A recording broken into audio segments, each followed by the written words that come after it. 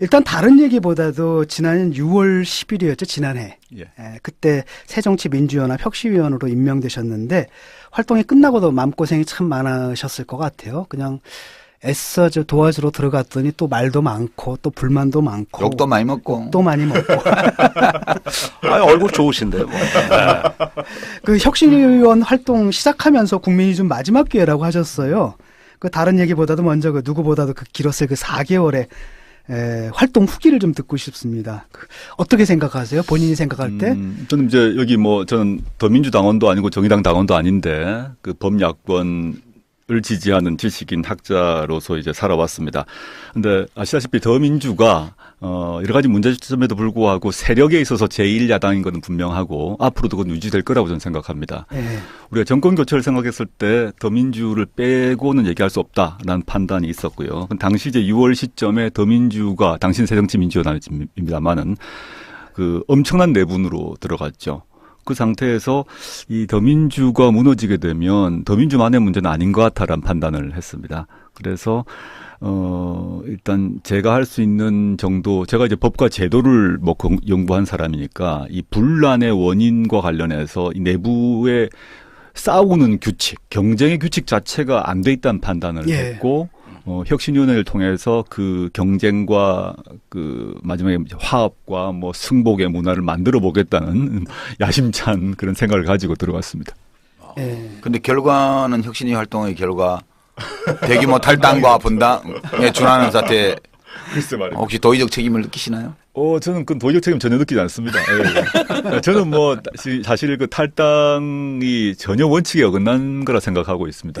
애초부터 새정치민주연합이 만들어진 연합이란 말이 있다시피 그 당, 2번 당이라고 부르겠습니다. 그 당시 2번 당은 연합정당이라고 저는 보았고, 연합정당은 이념으로 봐서는 중도 진보와 중도 보수의 연합인 것이고, 세력으로 봐서는 호남에는 진보 보수가 섞여 있다는 모든 의미에서 호남이죠.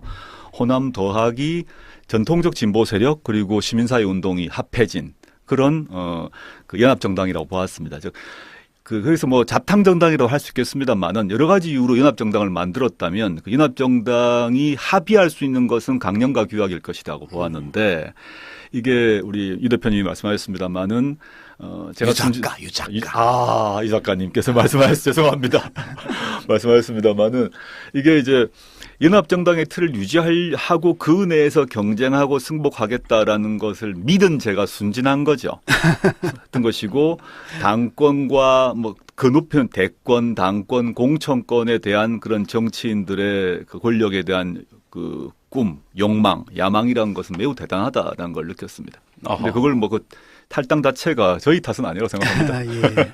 그 처음에 그 제안을 어떻게 받으셨나요? 제안은 이제 이거 좀 비하인드 스토리 같은데 언론에 나지 않는 비하인드 스토리인데 문재인 대표가 연락을 하셨어요. 저하고 과거 지난 대선 시기에 제가 지지 연설을 했기 때문에 연락을 하셔서 저보고 혁신위원장 제안을 하셨습니다. 그래서 제가 바로 그 받자마자 절대 못한다. 저희 생각으로는 혁신위원장은 지금 분란이 심한 상태니까 당시에 저는 안철수 의원이 했으면 좋겠다. 아니면 안철수 의원이 거절한다면 반드시 호남분이 했으면 좋겠다는 제안을 했습니다. 왜냐하면 저의 생각과 달리 저도 일단 부산 출신이라는 것이고 또 문재인 대표도 부산 사람인데 만약에 제가 혁신위원장을 하게 되면 그 당내에서 이런 혁신의 움직임을 좀 싫어하시는 분들이 아니 부산 놈들이 다 해먹는다 이런 말 바로 할 것 같아요. 쟤네 영패주의자 아니야. 영남도 아니고 부산 패권이라 그러겠죠. 그래서 저는 제가 위원장은 절대 할 수 없다. 그래서 안철수 의원께서 하시거나 호남분이 하셔서 이걸 같이 끌고 가면 어떻겠냐라고 했고 그것이 이제 최종적으로 받아들여진 것 같습니다. 그런데 안 의원께서 이제 거절하신 것 같고요. 그다음에 김상곤 위원장께서 받아주셔서 김상곤 위원장님께서 이제 받으시면서 저한테 연락을 하셔서 조 교수 같이 하자 이런 배경을 들었는데 조 교수께서 같이 하면 어떻겠냐 그래서 제가 도와드리겠다라고 들어왔습니다. 뭐 여러 가지가 있겠지만 혁신안에는 뭐 여러 가지 내용이 있겠지만은 기본적으로 이제 가장 문제가 됐던 게 역시 이제 공천에 관한 것 아니었겠습니까? 그 우리가 11차 혁신안까지 이 정치 카페에서 해설을 다 했어요. 잘 보았습니다. 했어요. 잘, 그 더민주 당원들보다 훨씬 더 잘 알고 계시더라고요. 또 그 당원 당규를 혁신안을 만들 때 반대하시는 분들보다 더 잘 알고 계신 것 같습니다. 근데 민주당 팟캐스트는 안 듣잖아요. 아 들어요. 네. 듣긴 들어요? 좀 덜 듣지. 안 듣는다 그러면 여기가 지금 최고로 많이 들으니까. 아니 그러니까 우리가 그 역할까지 대신해 주는 거 아닙니까? 우리 공영방송이라니까. 우리 공영방송. 정의당 당령 방송이 아니라고 저는 알고 있습니다. 예, 예. 아 그랬더니 우리 게시판에 더민주 그러니까 그때 새정치연합 당원들이 몇 분이 아니 왜 우리 당 혁신안 해설을 나무당 방송에서 들어야 되냐고 기분이 열나 나쁘다고 막. 네. 저희가 이제 공영방송이라서요. 그러니까 우리 공영방송인데 몰라서 그러는 거지. 여기 또 이렇게 정의당 내 야당이 또 있습니다. 정의당 내 강력한 야당. 정의당 비주류 하나. 공영방송 맞네. 예. 그때 이제 제가 기억나는 거는 뭐 하도 오래돼가지고 제가 기억나는 게 안심번호 뭐 이런 거 있지 않습니까? 그렇죠. 예. 왜 문제가 되는 거예요? 안심번호란 것을 최초로 우리나라 전체 정당 역사에서 안심번호를 당원 당규한 게 당시 새정치연합이죠. 그러다가 이제 법으로 만들어지고 지금은 1번당 새누리당도 그걸 채택을 했습니다. 근데 맨 처음에 안심번호를 하자라고 저희가 제안을 했던 이유는 뭐 당시 2번당만의 문제가 아니라 1번당도 마찬가지인데 후보를 즉 내부 경선을 할 때 이 조직 동원을 하거든요. 그렇죠. 그래서 이제 여론조사의 정확성이 확보되지 않습니다. 왜냐하면 첫째 그 안심번호는 휴대전화를 전제로 하는 건데 안심번호를 쓰지 않게 되면 집전화 KT 전화를 전제로 하면 전화를 했을 때 지역 구민에게 받는 사람들은 낮에 집에 계신 분들의 의사만 반영됩니다. 예. 네. 이게 즉 여론조사의 정확성이 보장되지 않고 두 번째는 항상 법률 위반까지 하는 문제지만 두 번째 문제는 뭐냐면 그 선거 때마다 특히 경선 때마다 유력한 사람들이 조직을 해서 전화를 개설을 해버립니다. 이게 불법이긴 한데 KT 전화를 개설을 해서 불법은 아니에요. 아주 편법이죠. 네, 물론이죠. 아니 근데 아니 진짜 지지하는 어떤 정치인이 나와서 그 사람을 후보 만들기 위해서 내가 KT에 전화 회선 하나 신청하는 게 불법일 리는 없지. 예. 근데 이제 그게 나중에 선거법 위반도 나중에 문제 됩니다. 돈을 대신 내주면 불법이야. 돈을 대신 내주는 거죠. 그러니까 후보가 자기 돈을 내줘가지고 여러 사람에게 근데 100대를 개설시켜버리게 되면 전화 받는 이건 무조건 받는 전화인 거죠. 그렇죠. 다른 쪽은 받지 않는 전화일 경우가 많은데 500대만 동원하면 여론을 좌우할 바로 좌지우지할 수 있습니다. 그래서 이건 안 된다. 이거는 당파나 정파의 문제가 아니라 여론조사의 정확성을 높이려면 안심번호가 최고라는 것을 저희가 확인했고 이미 안심번호는 택배에서 이미 쓰고 있습니다. 많은 시민들이 모르고 있지만 택배 회사에서 전화 올 때 택배 회사가 우리의 휴대전화를 알고 있는 게 아니라 안심번호를 통해서 연락하게 돼 있기 때문에 안전성도 보장된다라고 해서 그걸 했습니다. 그리고 너무 저는 그걸 제안할 때 너무 당연한 거기 때문에 그렇지. 이게 당연히 통과될 거라고 생각했는데 뭐 지금 탈당하신 분들, 그 안신당으로 가신 분들이 결사적으로 반대를. 국민의당 안신당이 아니고 이제는 국민의당, 국민의당. 국민의당 분들이 아주 결사적으로 반대를 하셨습니다. 그래서 저는 아주 의아했고 저는 그 보고자로서 논쟁까지 했습니다만은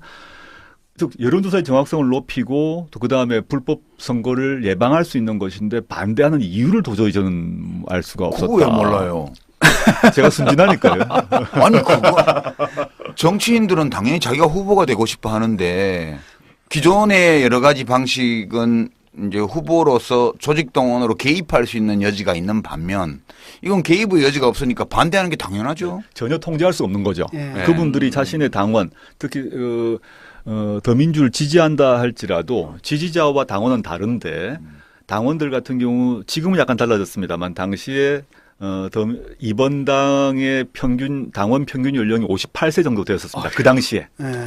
이제 그런 분들을 중심으로 조직 동원을 하기 때문에 당원 지지자 전체의 의사가 제대로 반영되기 힘들었는데 그분들은 오히려 그걸 원하셨다라고 저는 생각하고 있습니다. 아, 그거야 너무 자연스럽죠. 저는 다 알겠던데 왜 반대하는지.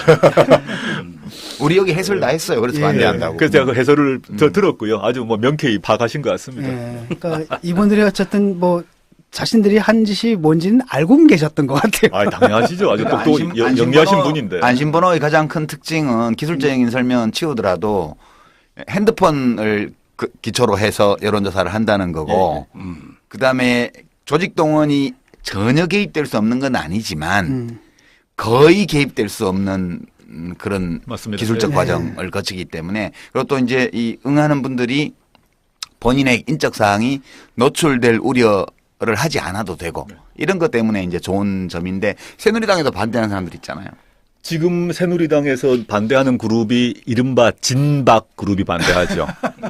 왜냐하면 그거 대통령 권위로 밀어붙일 수 있으니까요. 당원들을 그렇죠. 장악해서 밀어붙여야 되는데 권력 동원하고 기묘하게 안심번호를 반대하는 쪽이 당시로 봐서는 그 반노 그룹과 친박이 반대했다 보시면 됩니다. 아, 그게 참 연대군요. 불안연대네, 불안연대. 안심번호로 안심연대? 인해서 불안한 사람들의 네. 연대. 그 불안연대가 돼버렸네요. 뭐 충분히 이해할 수 있어 인간적으로. 우리 뭐 그 정도 이해 못할 거 아니지. 예. 그때 이제 그 혁신위 활동하면서 또 이 얘기 저에게 많이 들리잖아요. 왜냐하면 네, 네. 일단은 학자로 이제 바깥에 있었는데 일단 특정한 정당에 들어가게 좀 활동하게 된 거잖아요. 거기에 대해서 또 비판도 많이 나오고 그러지 그렇죠. 않습니까? 예.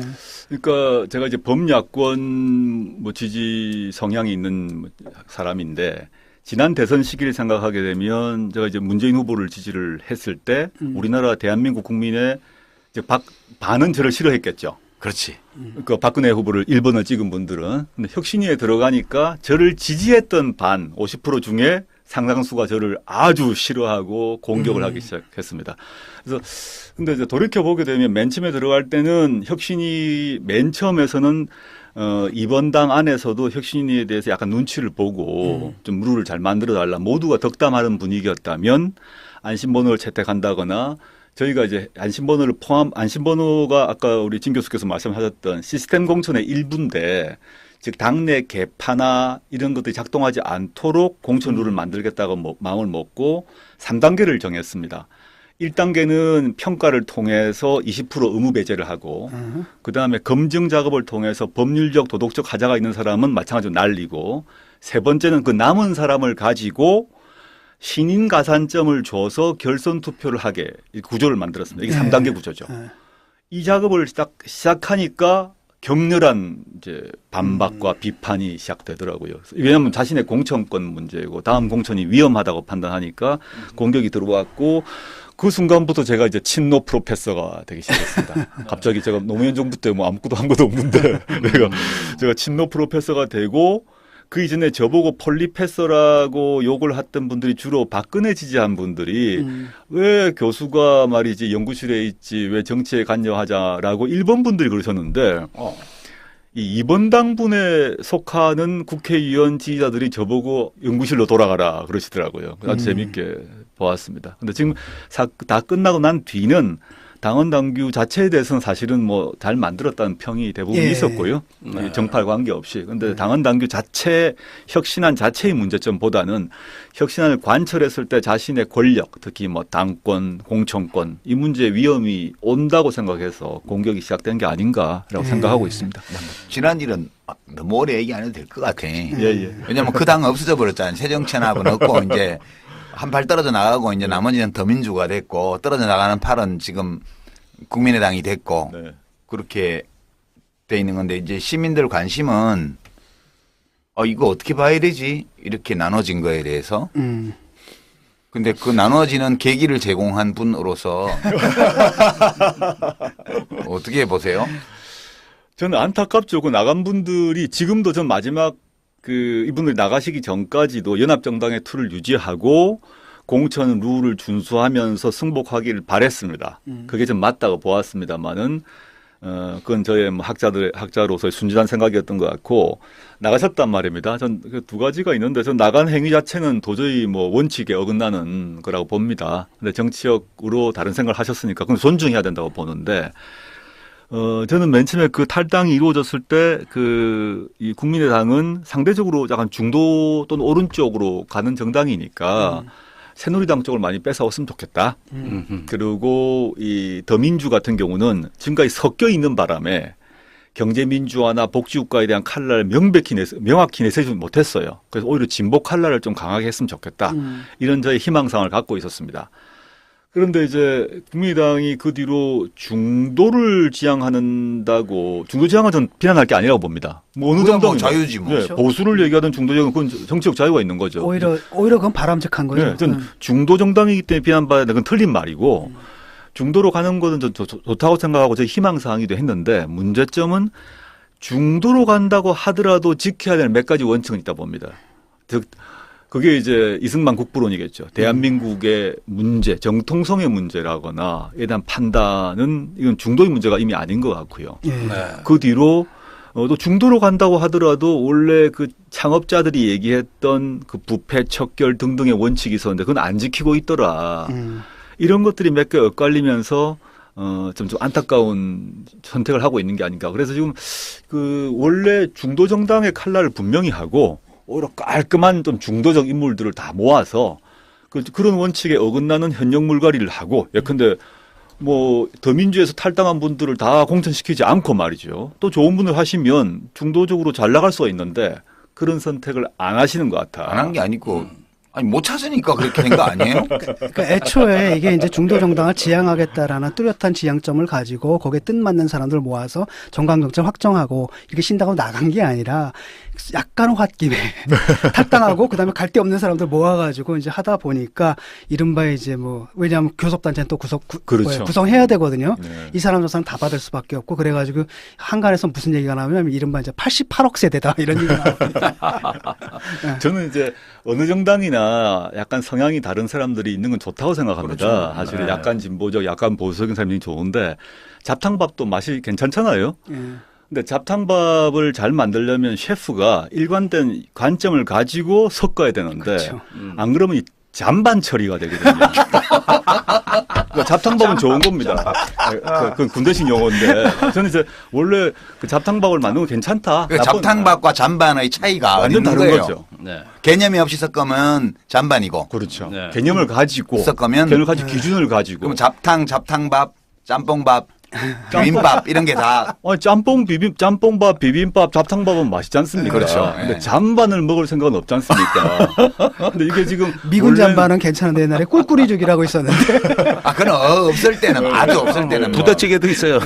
존슨탕 뭐 이런 거 그래서 있잖아요. 새로운 걸 만들어내는 건 오케이다. 그리고 중도로 가는 것도 오케이다 생각합니다. 그런데 중도의 이념을 분명히 하고 그게 걸맞는 새로운 구성원들이 있다면 거기에 맞는 지지자가 생기겠죠. 그러니까 신선한 식재료를 그렇죠. 모아서 네. 그 중도 비빔밥을 하면 되는데 썩은 식재료나 저기서 버린 식재료 잔반 갖다가 비비는 거 가져 아니에요? 지금? 비벼버리면 누가 그걸 보고 먹겠습니까? 이번에 그 최원식 씨인가요? 왜 그 컷오프 빨리 공개 안 하냐고. 김영환.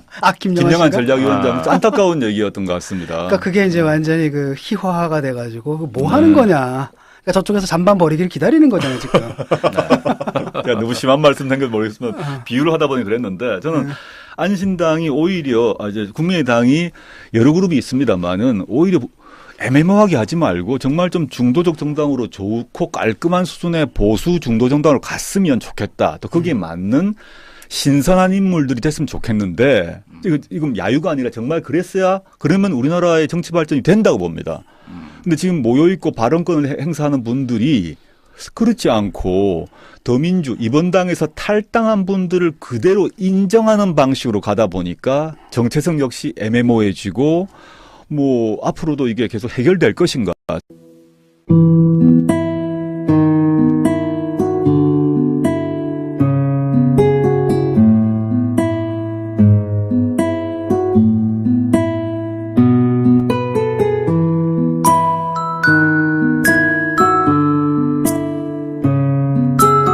무경선을 할 때 이 조직 동원을 하거든요. 그렇죠.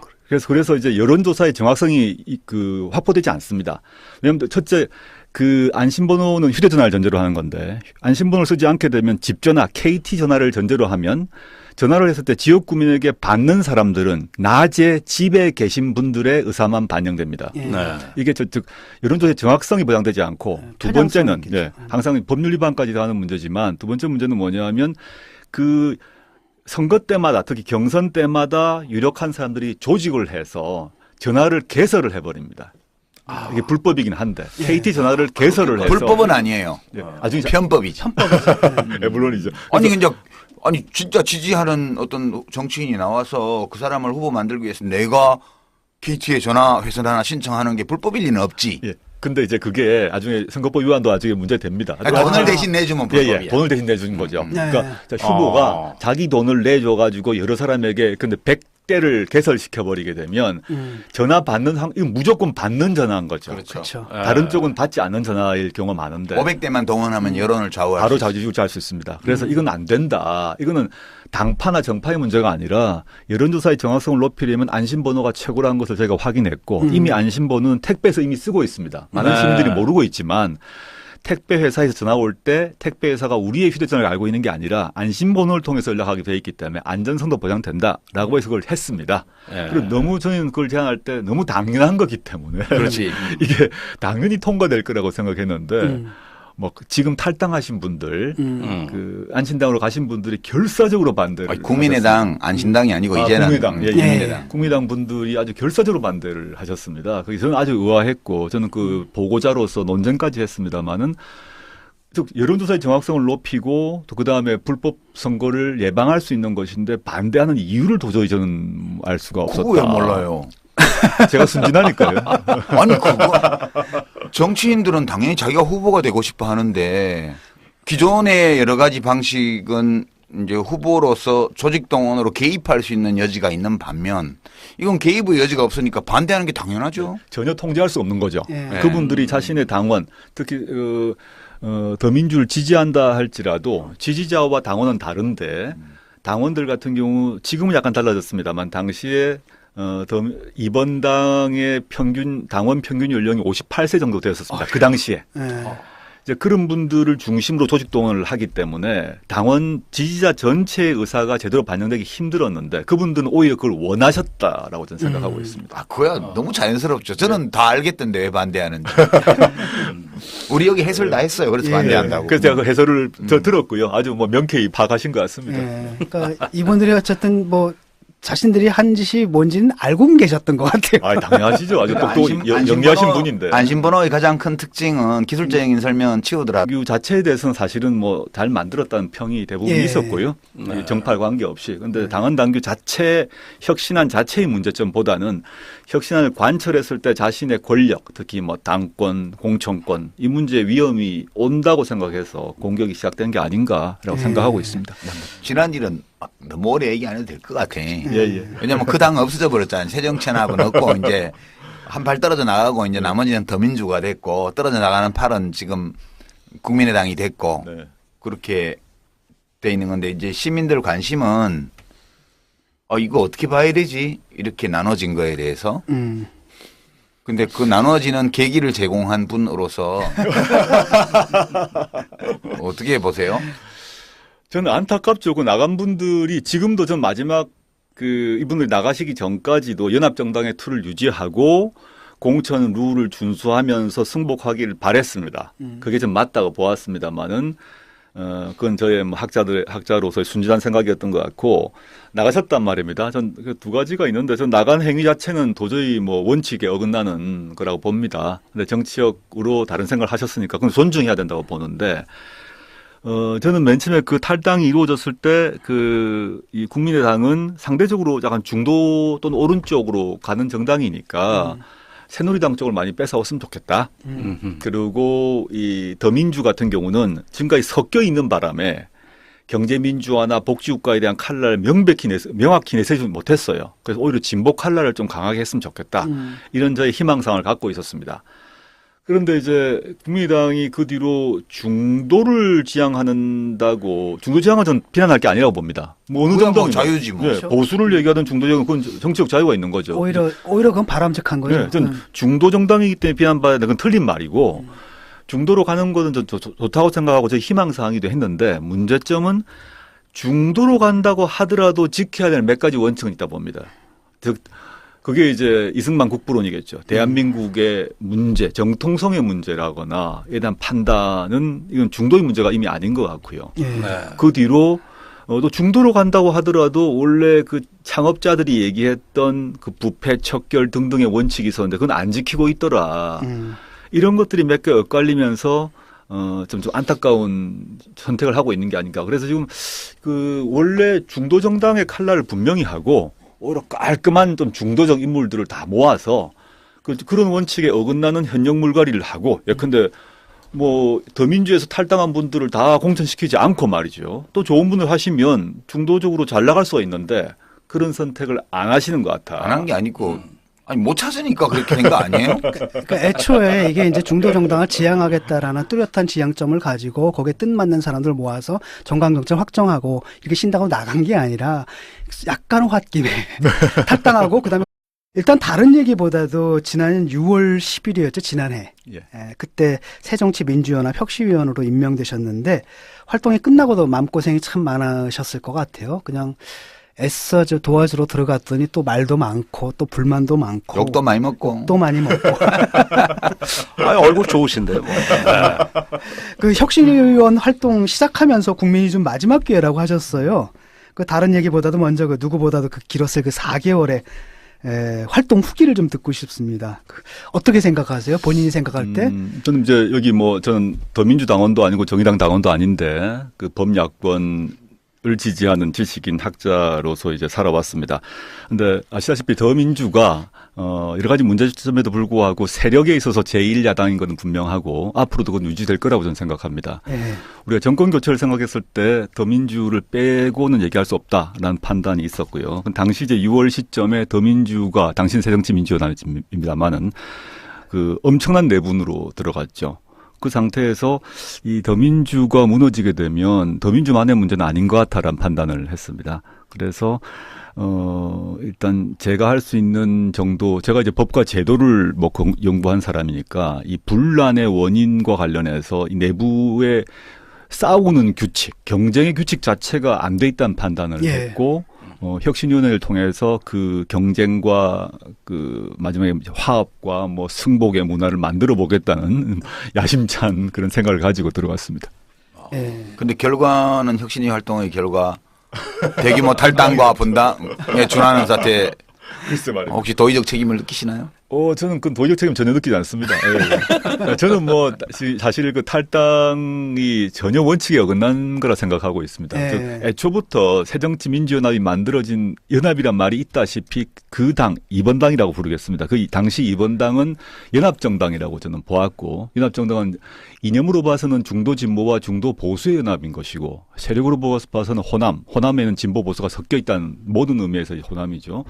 호남 더하기 전통적 진보 세력 그리고 시민사회 운동이 합해진 그런 그 연합정당이라고 보았습니다. 즉 그래서 뭐 잡탕정당이라고 할 수 있겠습니다만은 여러 가지 이유로 연합정당을 만들었다면 그 연합정당이 합의할 수 있는 것은 강령과 규약일 것이라고 보았는데 이게 우리 유 대표님이 말씀하셨습니다만은 제가 유 작가님께서 말씀하셨 죄송합니다. 말씀하셨습니다만은 이게 이제 연합정당의 틀을 유지하고 그 내에서 경쟁하고 승복하겠다라는 것을 믿은 제가 순진한 거죠. 같은 것이고 당권과 뭐 그 높은 대권, 당권, 공천권에 대한 그런 정치인들의 그 권력에 대한 그 꿈, 욕망, 야망이라는 것은 매우 대단하다라는 걸 느꼈습니다. 근데 그걸 뭐 그 탈당 자체가 저희 탓은 아니라고 생각합니다. 예. 그 처음에 그 제안을 어떻게 받으셨나요? 제안은 이제 이거 뭐 좀 비하인드 스토리 같은데 언론에 나지 않는 비하인드 스토리인데 문재인 대표가 연락을 하셨어요. 저하고 뭐 과거 지난 대선 시기에 제가 지지 연설을 했기 때문에 연락을 하셔서 저보고 혁신위원장 제안을 하셨습니다. 그래서 제가 바로 그 받자마자 절대 못한다. 저희 생각으로는 혁신위원장은 지금 분란이 심한 상태니까 당시에 저는 안철수 의원이 했으면 좋겠다. 아니면 안철수 의원이 거절한다면 반드시 호남분이 했으면 좋겠다는 제안을 했습니다. 왜냐하면 저의 생각과 달리 저도 일단 부산 출신이라는 것이고 또 문재인 대표도 부산 사람인데 만약에 제가 혁신위원장을 하게 되면 그 당내에서 이런 혁신의 움직임을 좀 싫어하시는 분들이 아니 부산 놈들이 다 해먹는다 이런 말 바로 할 것 같아요. 쟤네 영패주의자 아니야. 영남도 아니고 부산 패권이라 그러겠죠. 그래서 저는 제가 위원장은 절대 할 수 없다. 그래서 안철수 의원께서 하시거나 호남분이 하셔서 이걸 같이 끌고 가면 어떻겠냐라고 했고 그것이 이제 최종적으로 받아들여진 것 같습니다. 그런데 안 의원께서 이제 거절하신 것 같고요. 그다음에 김상곤 위원장께서 받아주셔서 김상국 위원장님께서 이제 받으시면서 저한테 연락을 하셔서 조 교수 같이 하자 이런 배경을 들었는데 조 교수께서 같이 하면 어떻겠냐 그래서 제가 도와드리겠다라고 들어왔습니다. 예. 뭐 여러 가지가 있겠지만 혁신안에는 뭐 여러 가지 내용이 있겠지만은 기본적으로 이제 가장 문제가 됐던 게 역시 이제 공천에 관한 것 아니었겠습니까? 그 우리가 11차 혁신안까지 이 정치 카페에서 해설을 다 했어요. 잘 다 보았습니다. 했어요. 그 더민주 당원들보다 훨씬 더 잘 알고 계시더라고요. 또 그 당원 당규를 혁신안을 만들 때 반대하시는 분들보다 더 잘 알고 계신 것 같습니다. 근데 민주당 팟캐스트는 안 듣잖아요. 들어요. 듣긴 들어요? 좀 덜 듣지. 안 듣는다 그러면 여기가 지금 최고로 많이 들으니까. 아니 그러니까 우리가 그 역할까지 대신해 주는 거 아닙니까? 우리 공영방송이라니까. 우리 공영방송. 정의당 당령 방송이 아니라고 저는 알고 있습니다. 예. 그랬더니 우리 게시판에 더민주 그러니까 그때 새정치연합 당원들이 몇 분이 아니 왜 우리 당 혁신안 해설을 나무당 방송에서 들어야 되냐고 기분이 열나 나쁘다고 막. 네. 저희가 이제 공영방송이라서요. 그러니까 우리 공영방송인데 몰라서 그러는 거지. 여기 또 이렇게 정의당 내 야당이 또 있습니다. 정의당 내 강력한 야당. 정의당 비주류 하나. 공영방송 맞네. 예. 그때 이제 제가 기억나는 거는 뭐 하도 오래돼가지고 제가 기억나는 게 안심번호 뭐 이런 거 있지 않습니까? 그렇죠. 예. 왜 문제가 되는 거예요? 안심번호란 것을 최초로 우리나라 전체 정당 역사에서 안심번호를 당원 당규한 게 당시 새정치연합이죠. 그러다가 이제 법으로 만들어지고 지금은 1번당 새누리당도 그걸 채택을 했습니다. 근데 맨 처음에 안심번호를 하자라고 저희가 제안을 했던 이유는 뭐 당시 2번당만의 문제가 아니라 1번당도 마찬가지인데 후보를 즉 도 핸드폰을 기초로 해서 여론조사를 한다는 거고 그다음에 조직동원이 전혀 개입될 수 없는 건 아니지만 거의 개입될 수 없는 그런 맞습니다. 기술적 네. 과정을 거치기 때문에 그리고 또 이제 이 응하는 분들이 본인의 인적 사항이 노출될 우려를 하지 않아도 되고 이런 것 때문에 이제 좋은 점인데 새누리당에도 반대하는 사람들 있잖아요. 지금 새누리당에서 반대하는 그룹이 이른바 진박 그룹이 반대하죠. 왜냐하면 그거 대통령 권위로 당원들을 장악해서 밀어붙여야 되는데 권력 동원하고. 기묘하게 안심번호를 반대하는 쪽이 당시로 봐서는 그 반노 그룹과 친박이 반대했다 보시면 됩니다. 그게 참 연대군요. 불안연대네, 불안연대. 안심번호로 인해서 불안한 사람들의 연대. 그 불안연대가 돼버렸네요. 예. 충분히 이해할 수 있어, 인간적으로. 우리 뭐 그 정도 이해 못할 거 아니지. 예. 그때 이제 혁신위 활동하면서 또 이 얘기 저에게 많이 들리잖아요. 왜냐하면 일단은 학자로 이제 바깥에 있었는데 일단 특정한 정당에 들어가게 좀 활동하게 된 거잖아요. 거기에 대해서 또 비판도 많이 나오고 그러지 않습니까? 예. 그러니까 제가 이제 범야권 뭐 지지 성향이 있는 사람인데 지난 대선 시기를 생각하게 되면 제가 이제 문재인 후보를 지지를 했을 때 우리나라 대한민국 국민의 이제 반은 저를 싫어했겠죠. 그렇지. 그 박근혜 후보를 1번을 찍은 분들은 근데 혁신위에 들어가니까 저를 지지했던 반 50% 중에 상당수가 저를 아주 싫어하고 공격을 하기 시작했습니다. 그래서 근데 이제 돌이켜 보게 되면 맨 처음에 들어갈 때는 혁신위 맨 처음에서는 이번 당 안에서도 혁신위에 대해서 약간 눈치를 보고 좀 룰을 잘 만들어 달라 모두가 덕담하는 분위기였다면 안심번호를 채택한다거나 저희가 이제 안심번호가 아까 우리 진 교수께서 말씀하셨던 시스템 공천의 일부인데 즉 당내 개파나 이런 것들이 작동하지 않도록 공천 룰을 만들겠다고 마음을 먹고 3단계를 정했습니다. 1단계는 평가를 통해서 20% 의무 배제를 하고 그다음에 검증 작업을 통해서 법률적 도덕적 하자가 있는 사람은 마찬가지로 날리고 세 번째는 그 남은 사람을 가지고 신인 가산점을 줘서 결선 투표를 하게 구조를 만들었습니다. 이게 3단계 구조죠. 이 작업을 딱 시작하니까 격렬한 이제 반박과 비판이 시작되더라고요. 왜냐하면 자신의 공천권 문제고 다음 공천이 위험하다고 판단하니까 공격이 들어왔고 그 순간부터 제가 이제 친노 프로페서가 되기 시작했습니다. 갑자기 제가 노무현 정부 때 뭐 아무것도 한 것도 없는데 제가 친노 프로페서가 되고 그 이전에 저보고 폴리페서라고 욕을 했던 분들이 주로 박근혜 지지한 분들이 왜 교수가 말이지 연구실에 있지 왜 정치에 관여하자라고 일본 분들이 그러셨는데 이 2번 당분에 속하는 국회의원 지지자들이 저보고 연구실로 돌아가라 그러시더라고요. 아주 재밌게 보았습니다. 근데 지금 다 끝나고 난 뒤는 당헌 당